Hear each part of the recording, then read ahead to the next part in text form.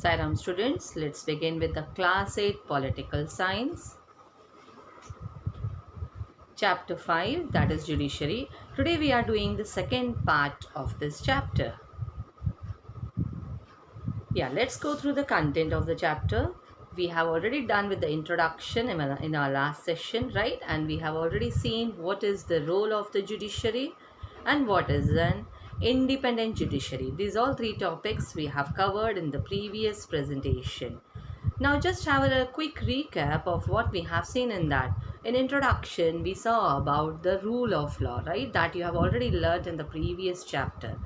It tells you about all are equal. Laws apply equally to all persons, right? And that a certain set of fixed procedure need to be followed when anyone's law is violated, correct? This is what we have learned. And here judiciary plays a crucial role in the functioning of the India's democracy. Then we saw the what is the role of the judiciary, the important role of the judiciary. See, we saw court take decision on various issues, on a large number of issues, you can say. The very important work role of the judiciary is dispute resolution, right? And it is not only dispute among the citizens but among the citizen and the government, between two state governments, and even between the center and the state government. And the second important role is the judicial review.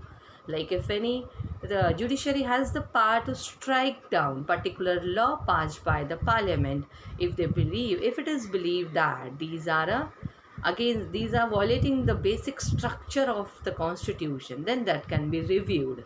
That is judicial review. And the third important is upholding the law and enforcing fundamental rights. If anyone's fundamental rights are been violated, then that person can approach to the court and the law has to take care in that way.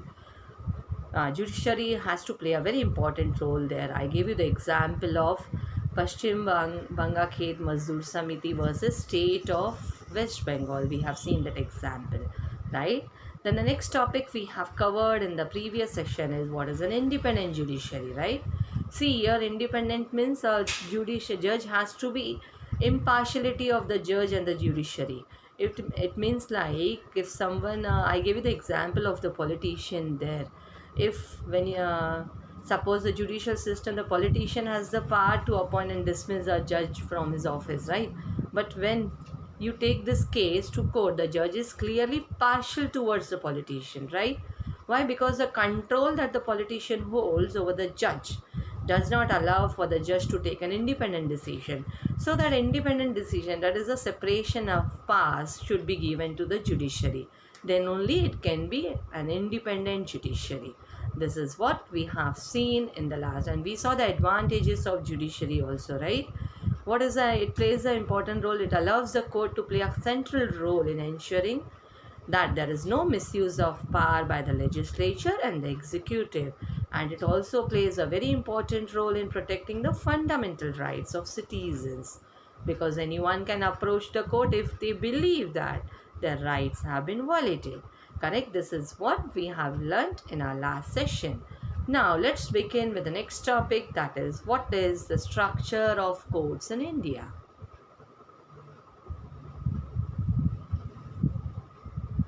Now let's see what is the structure of courts in India. See, there are three different levels of courts in our country. You can see in this pyramid here, the lower level is given at the down, then in the mid it is High Court, then at the top it is given as the Supreme Court. Now let's understand how they play the important role and how these levels works here.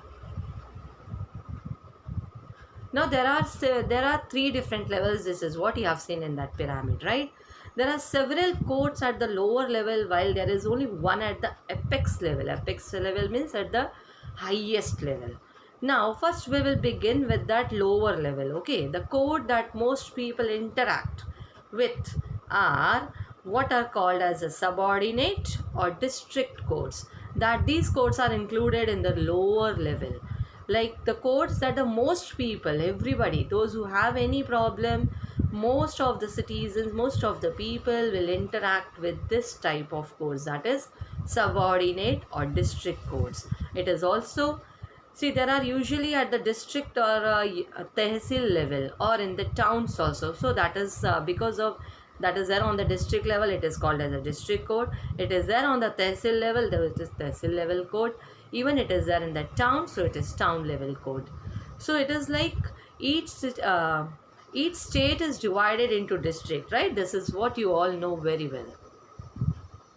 Each state is divided into districts.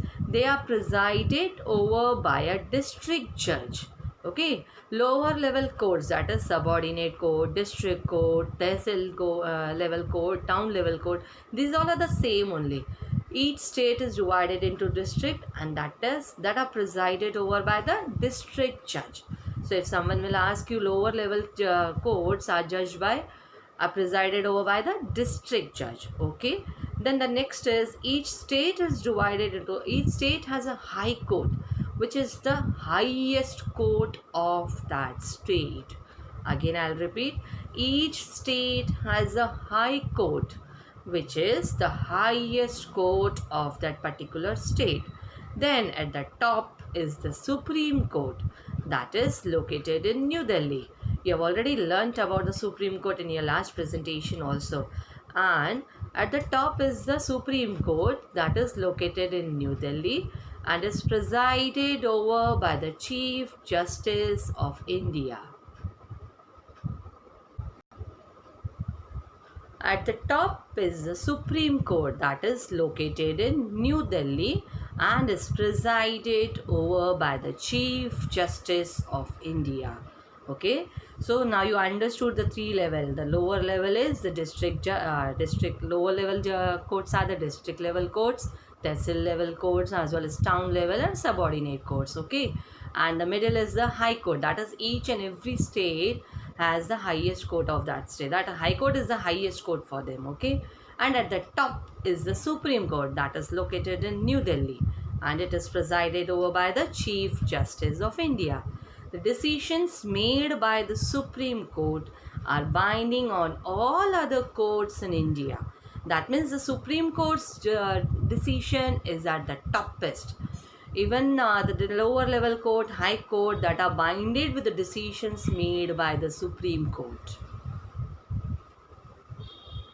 Now here children, you can see in this image the images of the High Court of Madras, High Court of Patna, High Court of Karnataka has been given here. Okay. Now let's understand important topics related to, important points related to the High Courts here. Okay. You may get as a short note also, or you may ask to write some points related to High Court. So this is going to be very helpful for you to understand that. So high courts were first established in the three presidency cities. You have learnt about your presidency cities in your history also, correct? The three presidency cities of Calcutta, Bombay and Madras, that is in the year 1862. Okay, the High Court of Delhi came up in the year 1966. Now currently there are 25 high courts. While many states have their own high courts, Punjab and Haryana share a common high court at Chandigarh. So see, each and every state has been told to you, like each and every state has their own high court. But in some states, the high court, the same high court has been shared by two states. Punjab and Haryana share a common high court, that is at Chandigarh. Even four northeastern states of Assam, Nagaland, Mizoram and Arunachal Pradesh have a common high court at Guwahati. Even Andhra Pradesh, that is Amravati, and Telangana, Hyderabad have separate high courts that had been started from 1st January 2019. Some high courts have benches in other parts of the state for greater accessibility. Even some high courts have the benches, like the branches are also there in other parts of the state for greater accessibility. Now, next in India, what we have, see, we saw there different levels of courts. Are these all courts connected to each other? The question comes to our mind here, right? Yes, they are connected to each other. In India, we have an integrated judicial system. Now, what is the meaning of that integrated judicial system? It means that the decisions made by the higher courts are binding on the lower courts also. See, previously at the time of when I was explaining you the Supreme Court, children, I told you this. The decision of Supreme Courts are binding on the other level of courts also. Now, even the decisions made by the higher courts are binding on the lower courts, right? Now here in India, I told you we have an integrated system, and you understood the meaning of that integrated system also. That means the higher courts are binding on the lower courts, right? Now another way to understand this integration is through the appellate system that exists in India. Now what is that appellate system? This means that a person can appeal to a higher court if they believe that the judgment passed by the lower court is not just. It means, I'll explain you in the clear terms here in the simple language. If suppose for some of the issue I have gone to the lower court, the judgment given by the lower court is not satisfactory for me, okay? So as a citizen of India, I have the right to approach to the higher court. I can appeal to the higher court with the same issue when I believe that the judgment passed by the lower court is not, the lower court has not done justice to me, so I have that right to approach to appeal my same problem in the higher court also. Okay, that is called as the appellate system. Now we'll understand the system with an example also here. Now the example related to this, let us understand what is the backtracking this case. That is, the example is between the state, that is Delhi administration, it is versus Lakshman Kumar and others, that is in the year 1985, from the lower courts to the Supreme Court. It means this case has gone from the lower courts to the Supreme Court. Actually, what happened in this case in February 1980, Lakshman Kumar, he married to a 20-year-old girl, Sudha Goyal, and they lived in a flat in Delhi with Lakshman's brother, and even the other family members were also there. So on 2nd of December 1980, Sudha died in hospital due to burns. Okay, her family filed a case in court. Whose family? Sudha's family.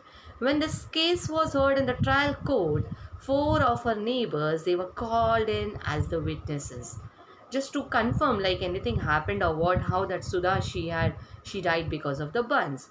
So they stated that on the night of December 1, they had heard Sudha scream and had forced their way into Lakshman's flat. When they heard the scream of Sudha, they went to the Lakshman's flat. They saw there Sudha standing with a sari in flames. They tried to extinguish the fire by wrapping Sudha in a gunny bag and a blanket.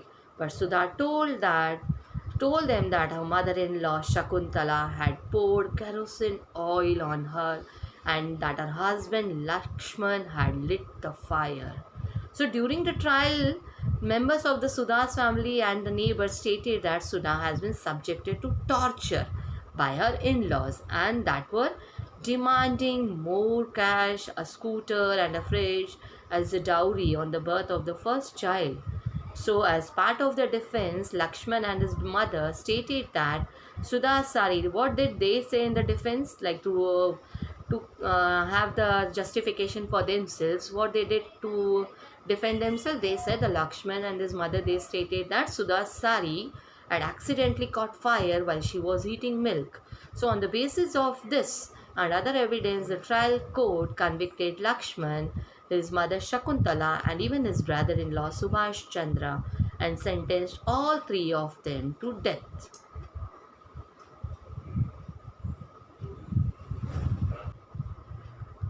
So, but then Lakshman's family, they were not satisfied with the decision of the lower court. In November 1983, the 3 accused, they went to the High Court to appeal against this verdict of the trial court.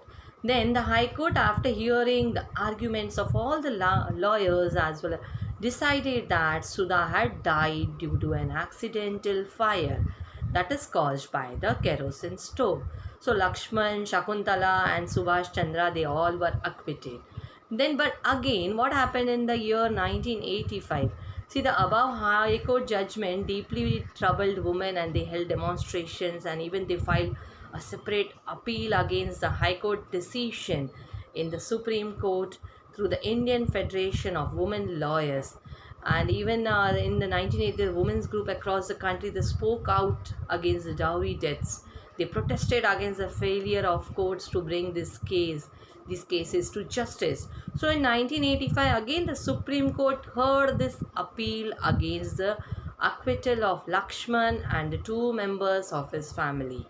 The Supreme Court heard the arguments of the lawyers as well as, and then the Supreme Court reached a decision that was different from that of the High Court. Then they found Lakshman and his mother guilty but acquitted the brother-in-law Subhash because they did not have enough evidence against Subhash Chandra, that is against his brother. So he was acquitted. The Supreme Court decided to send the accused to prison for life.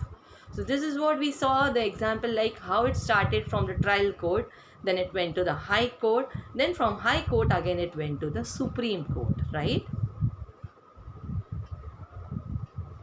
Now children, let's understand the meaning of the term acquit as well as to appeal. This is given in the glossary in the textbook here. Acquit means actually, this refers to the court declaring that a person is not guilty of the crime which he or she was tried for by the court, right? And even to appeal, in the context of this chapter, this refers to a petition that is filed before a higher court to hear a case that has already been declared by a lower court.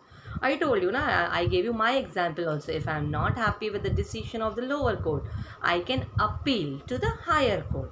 And if I am not satisfied with High Court also, then I can go to the Supreme Court also. Then Supreme Court is at the top level then. Now you have already learnt about the subordinate court, that is the lower level courts, okay? The subordinate court is more commonly known by many different names. You saw this include the trial court also. So you must be confused, what is that lower level court, what is that subordinate court, what is trial court? These all are the same level of court. This includes trial court or the court of the district judge, the additional sessions judge, chief judicial magistrate, metropolitan magistrate, civil judge. These all are included, children, in the lower level, that is the subordinate court or district court, okay?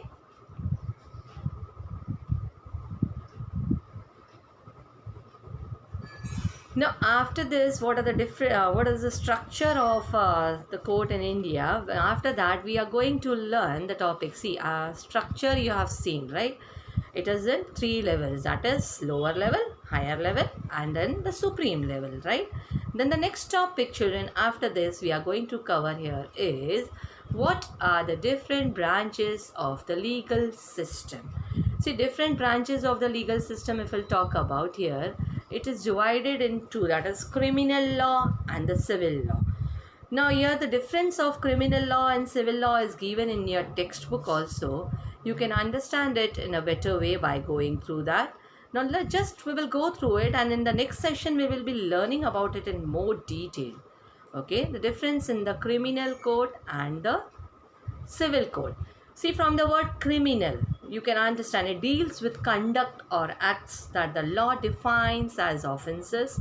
For example, theft, arresting a woman, to bring more dowry, murder. These all cases are solved in the criminal law code. Okay, whereas civil law deals with any harm or injury to rights of individuals. For example, disputes relating to the sale of land, purchase of goods, rent matters, divorce cases. All these cases are solved in the civil law. Then the next difference is in criminal law, it usually begins with the lodging of an FIR. FIR means, that is first information report, with the police who investigate the crime, after which a case is filed in the court. Whereas in civil law, children, a petition has to be filed before the relevant court by the affected party only.